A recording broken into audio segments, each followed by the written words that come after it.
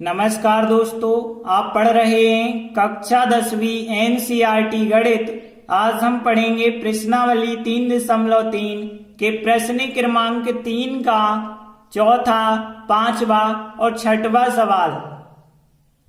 तो देखिए प्रश्न 3 के सवालों में क्या कहा गया है।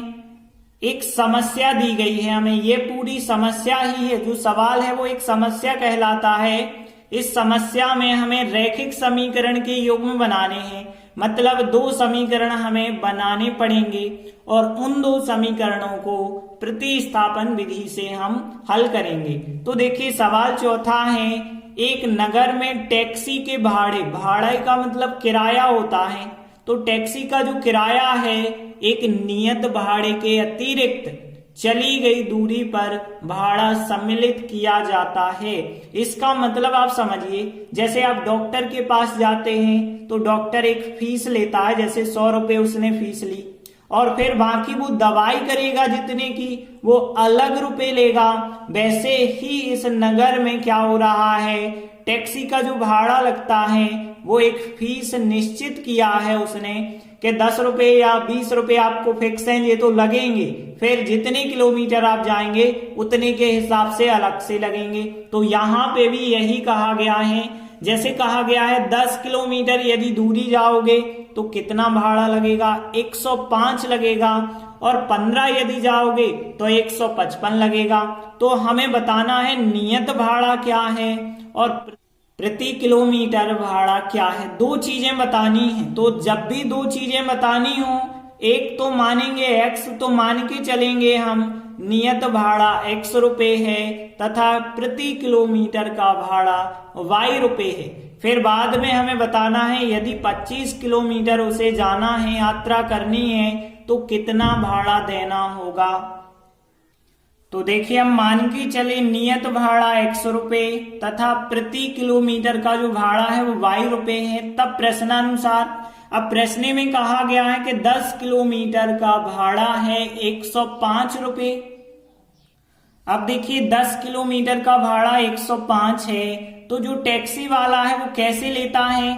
एक तो उसने नियत किया है, मतलब उसने कहा 100 रुपए तो आपको लगेंगे। जैसे डॉक्टर लेता है ना फीस, 100 रुपए तो आपको लगेगी। इसके बाद जितने की दवाई करोगे उतनी आपको एक्स्ट्रा देनी होगी।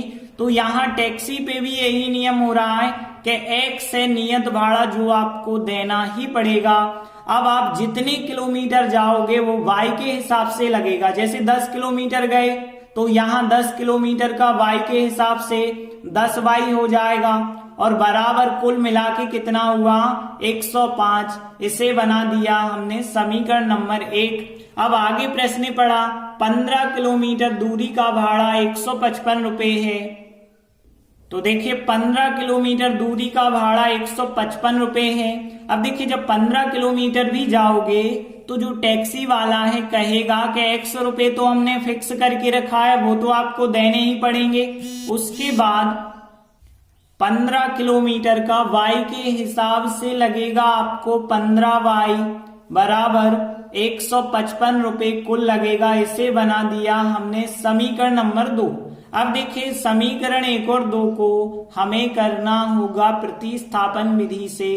तो कैसे करते हैं प्रतिस्थापन विधि, दो में से एक कोई समीकरण लेते हैं और x या y का मान ज्ञात करके अगले समीकरण में रखते हैं।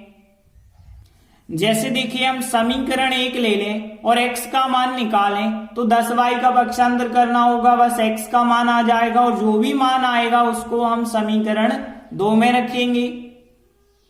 तो देखिए समीकरण 1 से x बराबर यदि हम मान निकालें तो 10y का पक्षांतर करेंगे तो 105 माइनस 10y आएगा। तो x का जो मान आया है इस मान को अब हम समीकरण 1 से निकाला है, इसलिए समीकरण 2 में रखना होगा। तो हमने लिखा x बराबर जो मान है उसको समीकरण 2 में रखना कहलाता है प्रतिस्थापित करना। तो प्रतिस्थापित करने पर देखिए समीकरण 2 ये रहा, x की जगह इतना मान आ जाएगा 105 माइनस 10y आएगा इस x की जगह, प्लस 15y है तो 15y तो वैसे ही रहेंगे बराबर 155। अब देखिए आप क्या करेंगे, वाई वाई एक तरफ करेंगे, वाई वाई हमने एक तरफ किए हैं और अंक अंक एक तरफ करेंगे तो 155, 105 इस तरफ ले गए तो माइनस के हो जाएंगे। और यहाँ पे आप देखेंगे -10y प्लस के 15y मतलब 5y आ गए धन के। और यहाँ पे घटाएंगे तो कितना आएगा, 50 आएगा और y बराबर 50 के बटे 5 आएंगे। 5 से जब आप भाग करेंगे तो 10 आ जाएगा y का मान, तो y बराबर 10 हो गया। और y बराबर 10 है तो x बराबर हम निकालेंगे, तो हमने लिखा एवं x बराबर, अब देखिए यहाँ पे y की जगह 10 रखना है तो 105 माइनस 10 और इस y की जगह पे हम कितना रख देंगे, 10 रखेंगे। तो देखिए हम सॉल्व करेंगे तो 105 और 10 का गुणा करेंगे 100 और घटाएंगे तो कितना आएगा, 5 आएगा। मतलब x बराबर कितना आ गया है, 5 आ गया है। तो देखिए हमने दो चीजें जो x और y मानी थी वो 5 और 10 आ गई। अब देखिए हमने x और y क्या माना था, हम मान के चले थे कि नियत भाड़ा x रुपए और जो x माना था वो 5 आया और प्रति किलोमीटर का भाड़ा y माना था जो कि 10 आया। तो देखिए हमने लिखा आता है नियत भाड़ा x बराबर 5 रुपए है और प्रति किलोमीटर का भाड़ा जो है वो y बराबर 10 है। अब देखिए आगे क्वेश्चन में ये भी पूछा गया कि 25 किलोमीटर की यदि उसे यात्रा तय करनी है तो कितना भाड़ा देना होगा। तो देखिए हमने लिखा 25 किलोमीटर यात्रा के लिए भाड़ा। देखिए यहाँ पे भाड़ा जो है पहले तो उसने x फिक्स करके रखा है कि x भाड़ा आपको लगेगा। अब आप 25 किलोमीटर जाएंगे तो 25y लगेगा क्योंकि 1 किलोमीटर का y लगता है तो 25 किलोमीटर का 25y। अब देखिए x का मान आया है 5, 5 रख दीजिए 25 और y का मान 10 आया है 10 रख दीजिए। तो यहाँ 5, 25 और 10 का गुणा किया 250 और 5 और जोड़ दिए जाएं तो 255 रुपए जो है आंसर हो जाएगा। तो देखिए हमने लिखा आता है 25 किलोमीटर यात्रा करने के लिए भाड़ा 255 रुपए देना होगा। इस प्रकार से चौथा सवाल कंप्लीट हुआ। इसके बाद पांचवा सवाल देखते हैं। यदि किसी भिन्न के अंश और हर में 2 जोड़ दिया जाए तो वह भिन्न 9/11 हो जाती है और अंश और हर दोनों में यदि 3 जोड़ दिया जाए तो वो 5/6 हो जाती है। वह भिन्न ज्ञात कीजिए। तो देखिए हमें भिन्न ज्ञात करना है। हमने कहा था दो चीजें x और y मानी जाती हैं। अब भिन्न दो चीजें होती हैं क्या, भिन्न में दो चीजें बिल्कुल होती हैं। एक होता है अंश और एक होता है हर। तो मान के चलेंगे हम अंश है x और हर है y तो भिन्न हो जाएगी x/y। तो देखिए हम मान के चले कि जो भिन्न है उसका अंश है x और हर है y तो फिर भिन्न हो गई x/y। तब प्रश्नानुसार अब देखिए क्या कहा गया है, जो भिन्न है उसके अंश में और हर में 2 जोड़ना है तो कितने के बराबर हो जाती है वो भिन्न, 9/11। तो देखिए कहा गया है कि अंश और हर दोनों में हमें कितना कितना जोड़ना है, 2 और 2 जोड़ना है। तो अंश है x उसमें भी 2 जोड़ दो और हर y है इसमें भी 2 जोड़ दो तो कितने के बराबर हो गई, 9/11 के बराबर। अब यदि हम तिर्यक गुणा करेंगे तो 11 का गुणा इससे होगा, 9 का गुणा इससे होगा। तो 11 का गुणा जब आप करेंगे 11x होगा, 11 का गुणा 2 के साथ करेंगे 22 हो जाएगा। 9 का गुणा y के साथ करेंगे 9y, 9 का गुणा 2 के साथ करेंगे 18। x y एक तरफ कर दो तो देखिए 11x एक तरफ, 9y भी इसी तरफ कर लेंगे बराबर 18 और 22 का पक्षांतर इस तरफ कर लिया तो 11x माइनस 9y बराबर 18 में से 22 घटाएंगे -4 आ जाएगा। ये बना दिया समीकरण नंबर 1। अब देखिए आगे कहा गया है कि अंश और हर दोनों में 3 जोड़ दिया जाए तो 5/6 हो जाती है भिन्न। तो देखिए भिन्न के अंश और हर में 3 यदि जोड़ दिया जाए तो 5/6 हो जाती है। तो 5/6 के बराबर लिखा। अब देखिए यहाँ 6 का गुणा इससे करना, 5 का इससे करना तो 6 का जब x से किया तो 6x और 6 का 3 के साथ किया तो 18, 5 का y के साथ करेंगे 5y, 5 3 15 होगा। x y एक तरफ कर लीजिए तो 6x, 5y इस तरफ आएंगे माइनस के 15 और 18 जब इस तरफ आएंगे तो वो भी माइनस के हो जाएंगे। अब 6x माइनस 5y बराबर, यहां जब आप घटाएंगे तो -3, ये हो गया समीकरण नंबर 2। अब देखिए समीकरण 1 और 2 हमारे आ गए हैं। अब इन्हें करना है हमें प्रतिस्थापन विधि से। और कैसे करते हैं प्रतिस्थापन विधि से? 2 समीकरण होते हैं, 2 में से कोई एक समीकरण आपको लेना है और या तो x का मान निकालना है या तो y का मान। तो देखें हम कि समीकरण 1 के गुणांक 11, 9 और समीकरण 2 के गुणांक 6 और 5 हैं। समीकरण 2 के गुणांक कम हैं तो आप समीकरण 2 को लेके चलें और x या y का मान ज्ञात करें। तो देखिए हम समीकरण 2 को लेके चल रहे हैं और देखते हैं x का मान ज्ञात कर रहे हैं। तो 6x बराबर -3 है, 5y उस तरफ जाएंगे प्लस के हो जाएंगे और 6 जो गुणा में है, गुणा वाली संख्या आ जाएगी बटे में, तो फिर x का मान ये मिल जाएगा।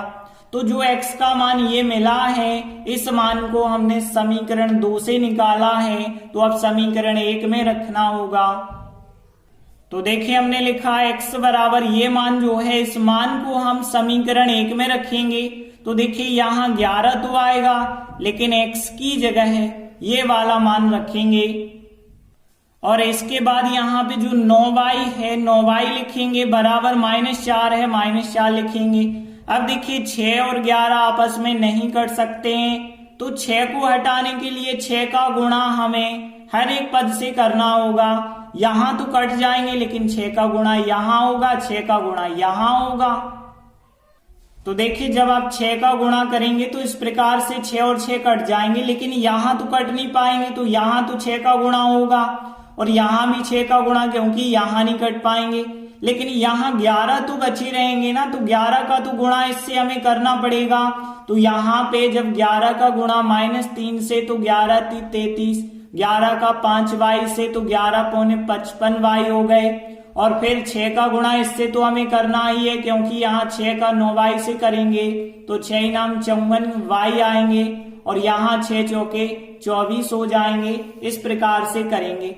अब देखिए y तो आप एक तरफ रखना, 55y माइनस के 54y और फिर अंक एक तरफ करना, माइनस का 24 है, 33 इस तरफ ले जाना तो 33 हो जाएंगे धन के। अब 55y में से 54y घटाएंगे तो एक y यहाँ पे बचा होगा और यहाँ पे देखें माइनस के 24 प्लस के 33 है, मतलब यहाँ पे y का मान कितना आ जाएगा? 9 आ जाएगा। प्लस के ज्यादा है तो प्लस का आएगा, तो y बराबर 9 और जो y का मान आया है इस मान को यहाँ भी जाके रख देना तो x का मान मिलेगा। तो हमने लिखा एवं x का जो मान होगा x बराबर -3 प्लस के 5 और y की जगह पे 9, तो यहाँ 5 और y की जगह पे 9 और बटे करना है 6। तो देखिए यहाँ पे -3, 9 5 का गुणा 45 हो जाएगा, बटे 6 है 45, धन के 3 ऋण के, मतलब धन के 42 बच जाएंगे बटे 6, 6 7 42 होता है। तो फिर x बराबर हमें मिल गया है कितना? 7 मिल गया है। तो मतलब अंश का मान हो गया है 7 और हर का मान हो गया है 9, तो फिर भिन्न हो जाएगी 7/9। तो देखिए हमने लिखा आता है भिन्न x/y जो हमने मानी थी, अंश का मान आया x बराबर 7 और हर का मान y बराबर 9, तो भिन्न हो गई 7/9। इस प्रकार से 5वां सवाल कंप्लीट हुआ। इसके बाद देखिए अगला 6वां सवाल है, 5 वर्ष बाद जैकब की आयु उसके पुत्र की आयु से 3 गुनी हो जाएगी। 5 वर्ष पूर्व जैकब की आयु उसके पुत्र की आयु की 7 गुनी थी।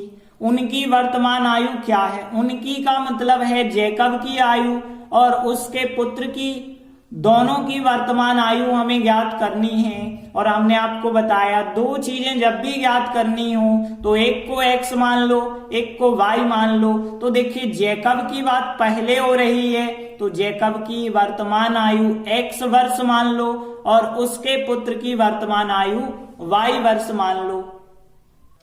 तो देखिए हम मान के चले जैकब की वर्तमान आयु x वर्ष और उसके पुत्र की वर्तमान आयु y वर्ष। तब प्रश्नानुसार अब देखिए प्रश्न में कहा गया है 5 वर्ष बाद जैकब की आयु उसके पुत्र की आयु की 3 गुनी हो जाएगी। तो देखिए हमने लिखा 5 वर्ष बाद जैकब की आयु उसके पुत्र की आयु की कितनी गुनी हो रही, 3 गुनी। तो 3 का गुणा करके बराबर लगा देना।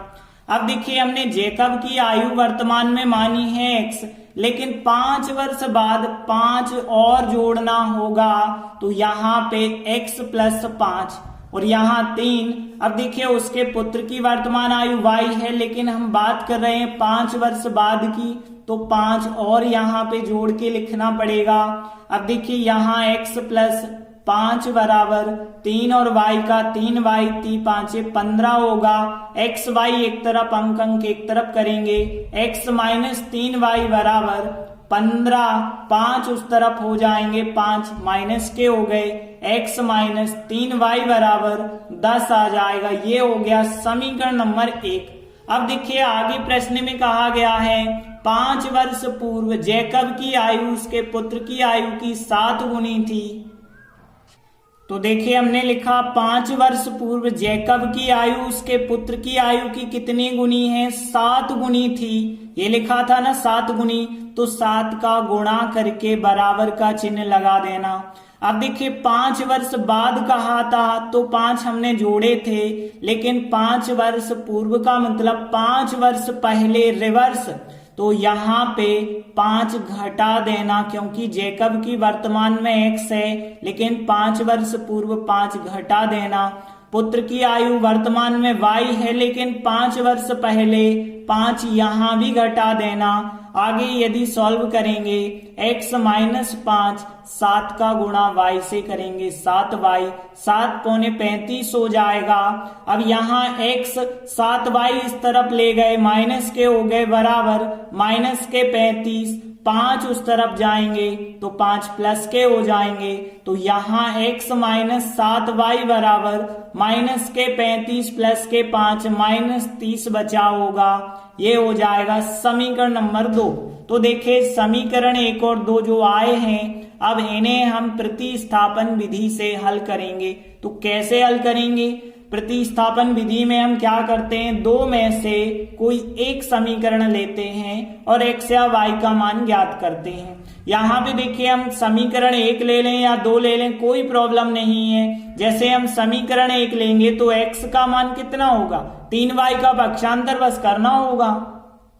तो देखिए जो समीकरण 1 है, यहाँ से x का मान यदि आप निकालेंगे तो 3y का पक्षांतर करेंगे, 3y उस तरफ जाएंगे तो धन के हो जाएंगे, 10 पहले से हैं, 3y और गए तो वो धन के हो जाएंगे। तो x बराबर जो मान आया वो समीकरण 1 से निकाला, अब उसे समीकरण 2 में रखेंगे।